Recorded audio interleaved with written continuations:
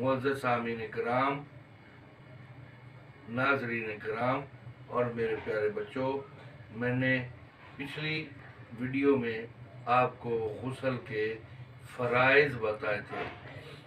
जी Abdurrahman बेटा, मैंने गुस्ल के कितने फ़राइज़ बताए थे? 3 फ़राइज़। हाँ, 3 फ़राइज़। शाबाश।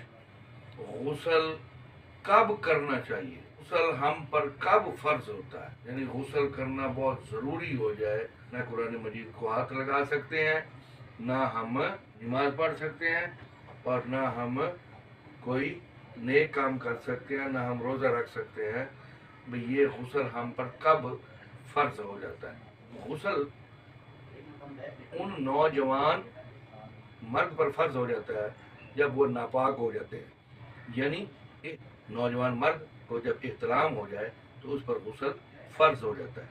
वो नौजवान मेरी बच्चियां, बेटियां या हमारी बहनें या बड़ी और ख़वातीन पर गुस्ल फर्ज हो जाता है जब मखसूस अयाम पीरियड के दिन शुरू होते हैं। तो जब वो मखसूस अयाम ख़त्म हो जाते हैं तो उन पर गुस्ल फर्ज हो जाता है। वो चंद अयाम होते हैं तो उनके बाद गुस्ल को करेंगी, पाक हो जाएंगी, फिर वो नमाज और रोज़ा और कुरान मजीद पढ़ सकती हैं। तीसरा, जब कोई ऐसा ही गंदगी जिस्म पर लग जाए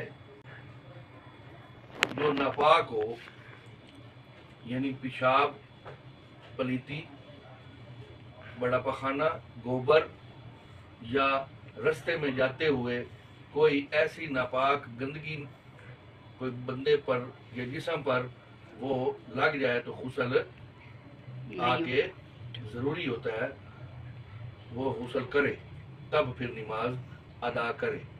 या गुस्ल उस वक्त ज़रूरी हो जाता है जब बंदा बीमार हो तो उसको अलालत की सूरत में पखाना और पेशाब की पता ना चले तो वो पहले नहाए, या उस जहाँ पे उसको नापाकी लगी हुई हो तो वो उसको धो ले, तो वो फिर नमाज पढ़ सकता है, फिर पाक कलाम की तिलावत कर सकता है। प्यारे बच्चों, एहतलाम, हैज़ व निफास और मखसूस अयाम के अहकाम आप पर लागू नहीं होते। हाँ, नजासत के अहकाम आप पर लागू होते हैं।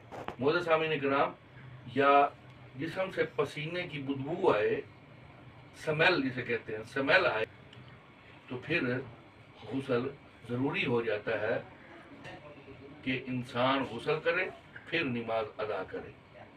ये चंद एहतियाती तदाबीर मैंने आपको बताई हैं गुस्ल के बारे में। अल्लाह ताला अमल करने की तौफीक अता फरमाए। आमीन।